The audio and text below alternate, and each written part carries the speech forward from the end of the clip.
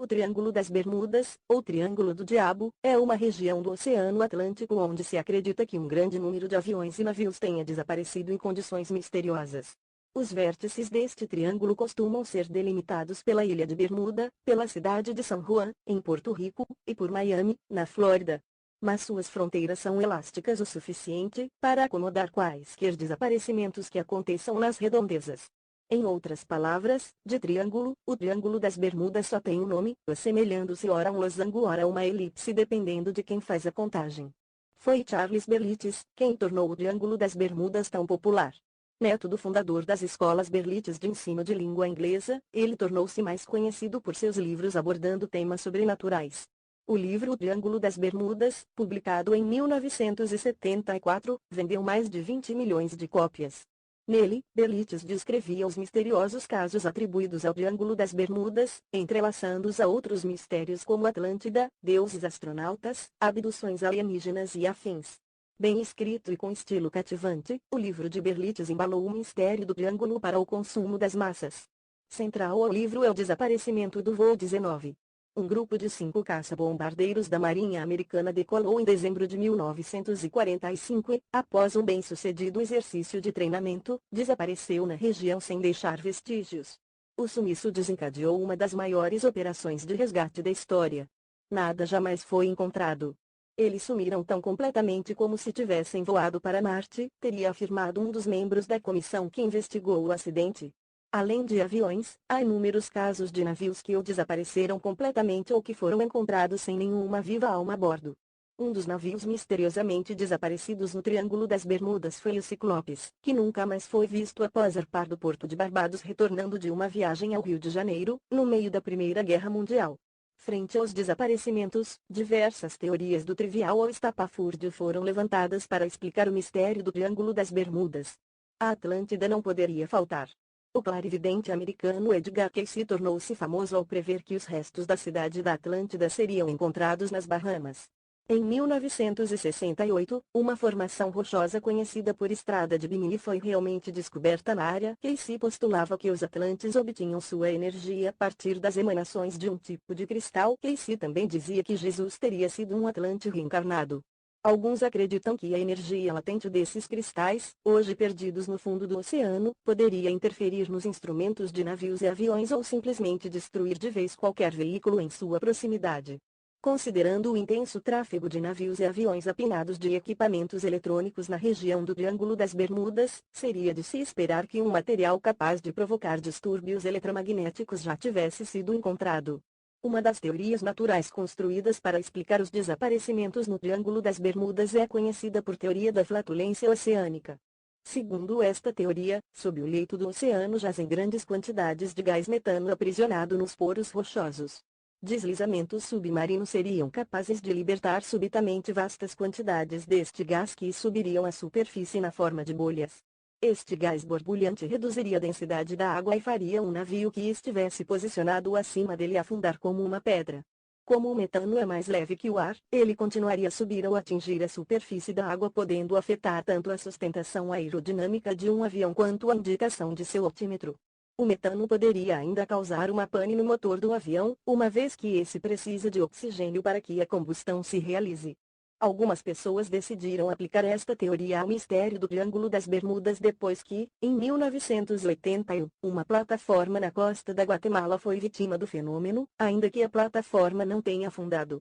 Um documentário da BBC mostrou que uma profusão de bolhas poderia realmente afundar um pequeno barco ancorado, mas a experiência teve tantas limitações que seria difícil aplicá-la ao caso típico de um navio trafegando no Triângulo das Bermudas.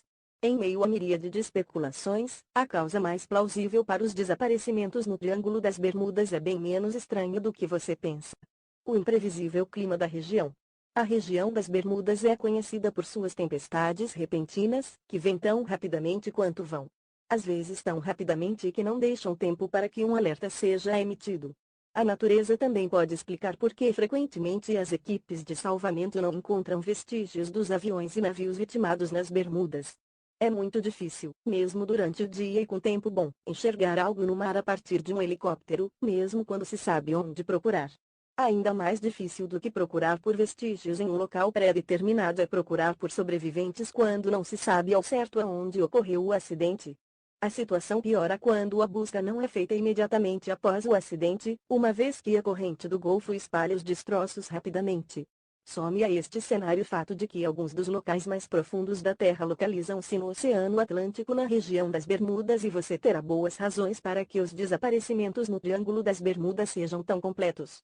Mas haveria mesmo algum fenômeno, ordinário ou extraordinário, no Triângulo das Bermudas que justifique a reputação da região?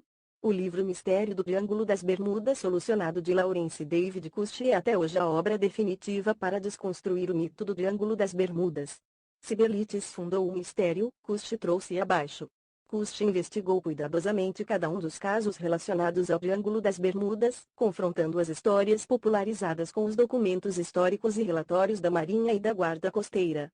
A conclusão de Cust é que o que não foi completamente inventado por Berlitz foi no mínimo exagerado. Por exemplo, muitos dos desaparecimentos creditados ao Triângulo das Bermudas não ocorreram nele. Este é o caso do Freia, que Berlitz afirma ter afundado no Triângulo, mas que na verdade foi abandonado no Pacífico em 1902. Outros realmente cruzaram o Triângulo, mas não se pode afirmar com segurança que desapareceram nele. Para ilustrar o ponto, o mágico e cético James Randi marcou em um mapa os mais misteriosos casos atribuídos ao Triângulo das Bermudas. Veja o resultado e tire suas conclusões. Quanto aos desaparecimentos que realmente ocorreram dentro da região delimitada pelo Triângulo das Bermudas, Cust mostrou que eles se tornam muito menos misteriosos quanto se conhece os importantes detalhes geralmente omitidos pelos traficantes de mistérios inexistentes. O caso do voo 19 é o maior exemplo. O tenente-instrutor Charles Carroll Taylor, comandante do voo, era um piloto experiente, mas que acabara de ser transferido. Além de não conhecer a região, Taylor já tinha ficado perdido em outras missões. É bom lembrar que voar naquela época, sem sofisticados computadores de bordo, era uma tarefa muito mais difícil. O plano da missão do voo 19 determinava que a patrulha saísse de Fort Lauderdale e, depois de um exercício de treinamento, retornasse à base seguindo a trajetória triangular indicada pela linha pontilhada. As gravações das comunicações entre os aviões e a base mostram que em algum ponto do voo Taylor descobriu-se perdido e se convenceu de que voava sobre as ilhas Florida Keys, distantes centenas de quilômetros dali. A partir daí todas as decisões que tomou foram baseadas nesta premissa. Acreditando estar no Golfo do México, Taylor mudou o rumo do voo diversas vezes em busca de terra firme, ignorando os avisos de seus subordinados e as instruções da base, conduzindo a esquadrilha cada vez mais distante da costa e para fora do alcance do rádio. Depois de horas voando a esmo sob o tempo cada vez pior, finalmente veio a noite. Já sem combustível, os 5 aviões não tiveram outra alternativa a não ser arremeter na escuridão contra o oceano crispado pelos fortes ventos. Mesmo que os pilotos conseguissem realizar um pouso bem-sucedido, os aviões não eram projetados para flutuar e afundariam rapidamente nas águas geladas, a centenas de quilômetros da região onde se desenrolava a maior operação de busca da história. Cust alega que o relatório final da Marinha concluía pela responsabilidade de Taylor no acidente, mas este foi modificado em consideração à família do piloto. Seja como for, o fato é que uma série de circunstâncias colaboraram para o acidente.